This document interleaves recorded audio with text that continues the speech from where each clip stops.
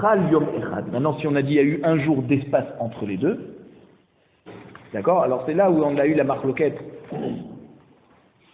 On avait dit que s'il y a eu un jour d'espace entre la fin de la fête et le Shabbat, alors on a dit les Kohanim du Mishmar Kavua, ils reçoivent 10 pains, et les Kohanim qui sont Mita'akvim, qui sont restés bloqués à Yerushalayim, eux ils partagent 2 pains.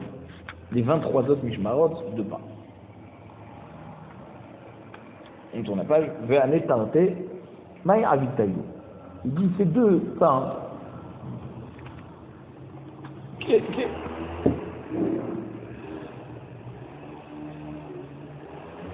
Pourquoi ils reçoivent plus? Ça veut dire, quel est le mérite?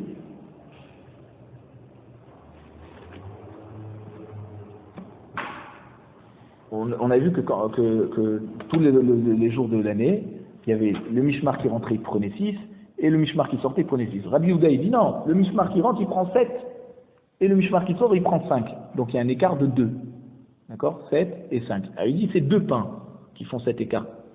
C'est-à-dire c'est 2 pains en plus que le Mishmar qui rentre, il reçoit en plus par rapport au Mishmar qui sort.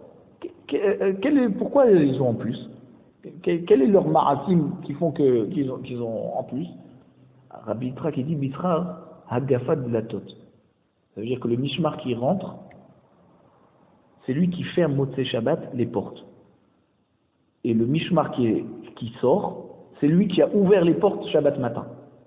Donc comme c'est lui qui ferme, alors c'est lui qui reçoit plus de pain. Venez malé, dal bedal.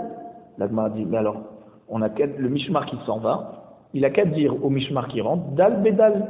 Ça veut dire quoi? Enlève cette condition qui fait que celui qui ferme les portes, il reçoit plus de pain. Annule cette condition. Pourquoi? Parce que si toi tu annules cette condition, la prochaine fois que tu viendras travailler, au lieu de recevoir 5 pains quand tu sortiras, tu recevras 6. Venez, on fait 6 et 6. Celui qui ouvre, celui qui ferme, et tout le monde, on partage à égal. Comme ça, la prochaine fois que tu viendras travailler, aussi tu ressortiras pas avec 5 pains alors que tu aurais pu en avoir 6. Amarabaye, Boutsina Tava Mikara. Ça veut dire quoi? Les gens disent, c'est un proverbe, Boutsina Tava Mikara. Un petit potiron, il est mieux qu'un grand potiron. Ça veut dire que quoi? Si quelqu'un il donne à son prochain un petit potiron, d'accord, une petite courge, et il lui dit, tu aurais pu l'accueillir maintenant, et tu aurais pu la laisser, c'est-à-dire, ou tu aurais pu l'accueillir maintenant et elle reste petite, ou tu aurais pu la laisser grandir et tu aurais eu une grosse courge.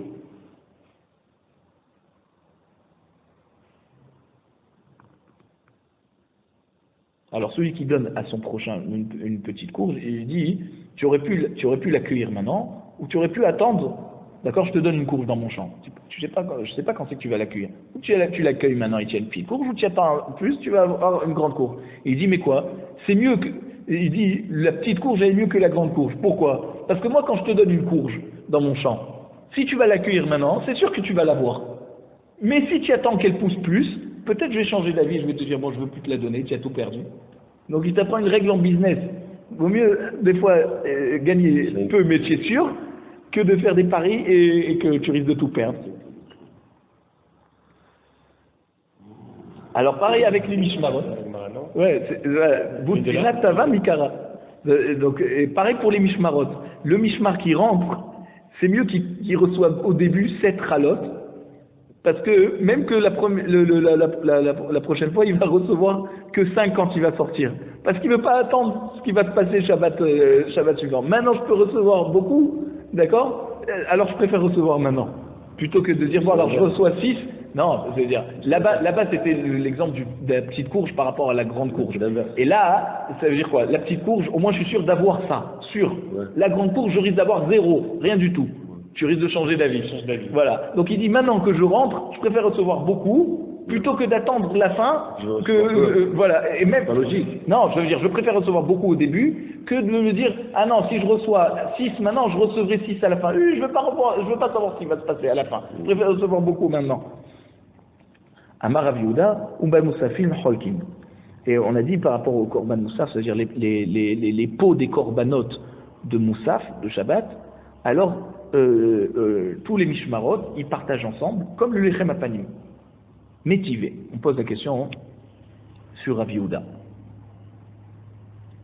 Mishmara Yotzet Osa Tamid Shel Shachar. Maintenant, le Mishmar qui sort Shabbat matin, alors, avant de sortir, c'est eux qui font le Korban Tamid du matin. Oui, ils sortent pas Shabbat, ils sortent pour le Shabbat. Ils terminent la Avoda. Ou Moussafim, maintenant le Moussaf du jour, qui c'est qui le fait? Mishmara Nichneset Osa. C'est le Mishmar qui rentre.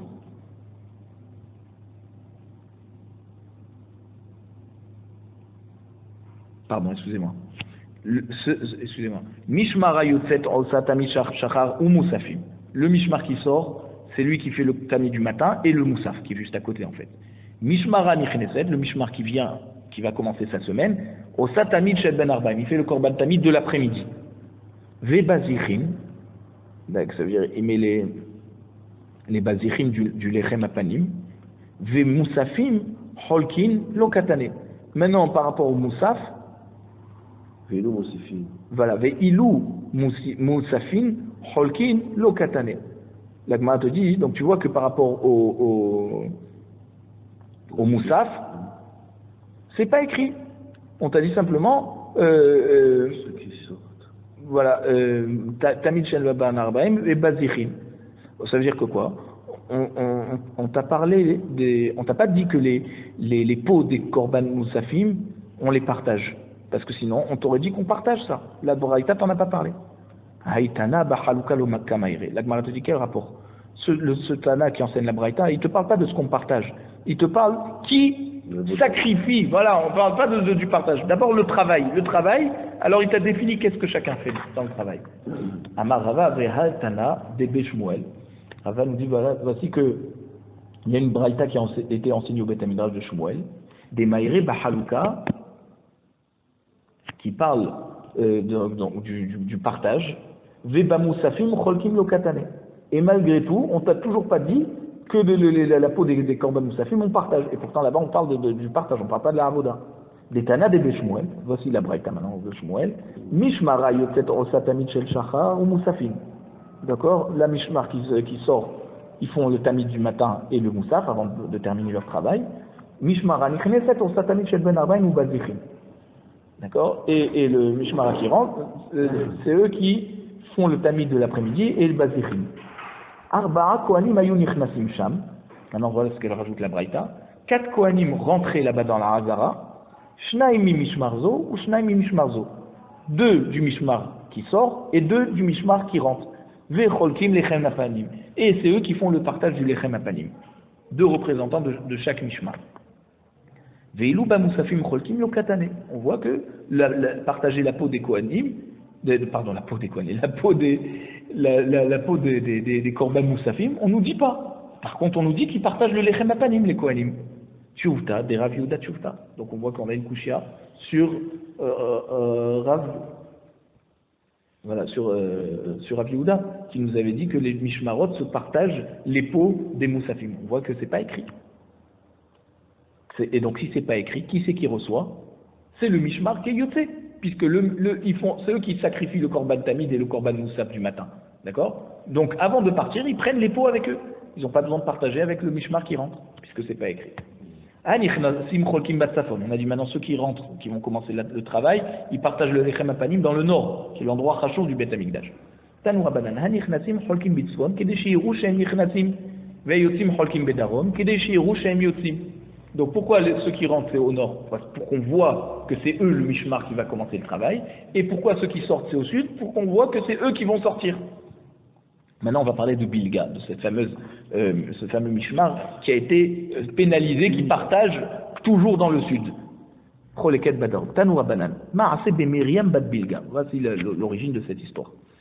C'est une Tosefta, Perek Dalet Halakha Yud Gimel, qui raconte l'histoire de Myriam, qui était la fille c'était une fille de la famille de Bilga.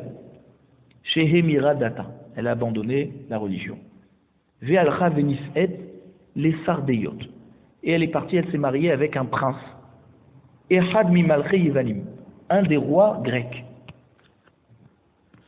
Qui c'était elle? C'est la fille de Myriam, d'accord? La fille une fille de la famille de Bilga, la famille de Bilga des Kohanim, d'accord? Elle s'appelait Myriam, la fille. Elle s'appelait Myriam. Et elle est partie se marier avec un prince d'un des rois grecs. Et donc elle n'avait pas le droit de se marier avec lui. C'était un goy. Et quand les Grecs ils sont rentrés dans le Beth Amikdash pour le détruire, le deuxième Beth Amikdash, elle est rentrée avec eux, avec les Grecs, parce que son mari c'était un des princes. Elle est rentrée, elle donnait un coup de pied avec sa sandale sur le Misbéach, et elle disait, V'amra, Loukus, Loukus. C'est quoi Loukus? C'est un renard. Admata yata mechale mamonan shel Israël. Jusqu'à quand tu désintègres l'argent des béné Israël, parce qu'ils t'amènent des corbanotes, ils s'endettent pour t'amener des corbanotes. Ve'yata omed aleem bish'atatrak, et tu n'es pas là pour les protéger lorsqu'ils sont en difficulté. Maintenant, genre qu'on est en train de détruire le Beth Amikdash, alors voilà, le Misbéach, qu'est-ce que tu fais? Pourquoi renard? Un renard, c'est un malin, d'accord? Genre tu es prêt à recevoir les corbanotes des béné Israël qui s'endettent au Misbéach, il donne un coup de pied au Misbéach. Ou chez Chamou, Chachamim Badavar, quand Chachamim ont entendu ce qu'elle a dit, alors quand les Hashmonaim, ils ont gagné les Grecs, ils ont récupéré le Beth Amikdash, Kavrou et Tabartav et Satmo et Tralona. C'est là où ils ont pénalisé la famille entière, c'est pas la faute de la famille entière. Mais parce que Myriam, c'est peut-être elle qui a... La Gemara, elle va expliquer c'est quoi. Et c'est même pas seulement sa famille. Parce que Bilga, c'est une famille parmi les 6 familles du Mishmar. Et c'est tout le Mishmar qui a été pénalisé. Alors la Gemara est dedans. C'est le premier temps, c'est pas le deuxième, parce qu'après le deuxième, il n'y avait plus rien. Pourquoi il n'y a plus rien? Ils ont été détruits. Pourquoi tu parles des anneaux? Non, parce que...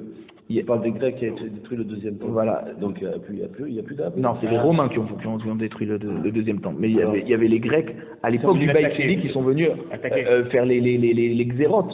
On n'avait plus le droit de faire Rosh Mila, à Hanouka. Là, on était où, là? Hanouka, au Beth Amikdash Sheni.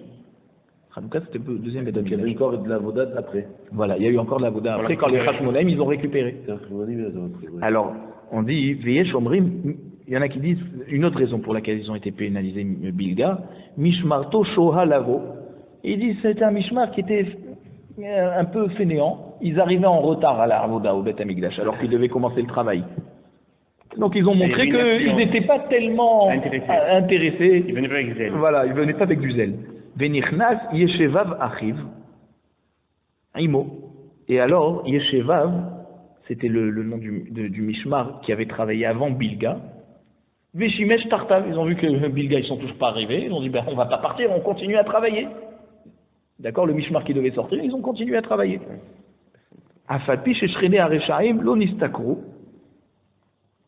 même que on dit toujours les voisins des Reshaim, ils reçoivent pas ils ont aucun avantage, parce qu'on dit, Oil Aracha, Veroili Shreno, malheur au Racha et malheur à son voisin qui subit l'influence du Racha. Shrene Bilga Nistakru.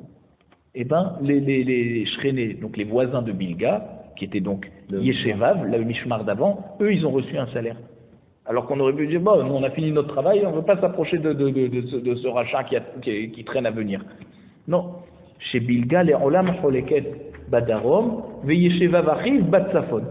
Et il dit, Bilga, toujours, ils ont été pénalisés. Ils partagent le Chemapanim dans le sud. Et Yeshevav, qui ont travaillé plus qu'ils auraient dû travailler pour aider et pas faire un bisayon au Beth Amikdash, alors eux, ils partagent, même quand ils sortent, ils partagent au nord. Donc ceux qui étaient avec eux dans le Mishmar, ils ont été pénalisés aussi. Ouais. Alors maintenant, il te dit, Bish, la malémande amar Mishmar Toshoha Lavo, Haïnou de Kantina Nekula. Je comprends d'après la deuxième raison qui dit pourquoi Bilga, ils ont été pénalisés parce qu'ils venaient en retard. Qui venait en retard? Tout le groupe, puisqu'ils arrivent ensemble. Donc c'est tout le groupe qui doit être pénalisé. Et la Léman de Hamar. C'est pas possible de changer? Non. Et la Léman de Hamar, Myriam Bat Bilga chez Miradata, Mishum Berate, Kantinale Ledide, parce que pour la fille de l'un qui a renié la religion, alors on va pénaliser tout le groupe. Amarabaye, oui, on pénalise tout le monde. Kide Amrinche, comme les gens ont l'habitude de dire, Shuta Dinuka Beshuka. Ça veut dire quoi? Les paroles d'un enfant au marché, Oda Avoua, Odeime. Ou c'est son père qui a dit, ou c'est sa mère qui a dit. D'accord? Donc ça veut dire que si elle a renié la religion, c'est parce que alors là on dit alors Vemishum Avoua Veime Katina Nekula Mishmara. Alors par rapport si elle a lâché la religion parce qu'elle a peut-être mal été influencée par son père et sa mère, ils l'ont mal éduquée, alors tu vas pénaliser tout le groupe, toutes les familles. Les 6 familles du Mishmar, les 5 qui restent, Amar Abaye, Oila Racha, Oili Shreno. Et là, Abaye, il dit oui, malheur au Racha, malheur à son voisin. C'est vrai, ils n'ont rien fait, mais c'est comme ça. Ils auraient dû La Gemara te dit, Tov la Tzadik, Tov li Shreno. On termine par une parole positive, que quand, c'est toujours bien d'être le voisin d'être Tzadik. Chez Nehemar, Imru Tzadik Tov, qui périm ala lehem yochelu. C'est un passouk dans Yesharia, d'accord, Isaïe qui nous annonce les fameuses Nevuot du Mashiach, Peregimet Pasuklios, il dit Imru Tzadik Kitov. Ça veut dire, vous voyez que Imru au singulier, le Tzadik. Vous dites au Tzadik, c'est bien, qui prime Ma'alelehem Yochelu. Le fruit de leurs bonnes actions, tout le monde va manger. Et là on parle de la chose Yochelu. Yochelu, c'est la chose Rabim, qui rima alelehem, le fruit des bonnes actions. Ça veut dire que quoi, quand un tzaddik qui fait de bonnes actions, tous les gens qui sont autour de lui, ils partagent le mérite avec lui.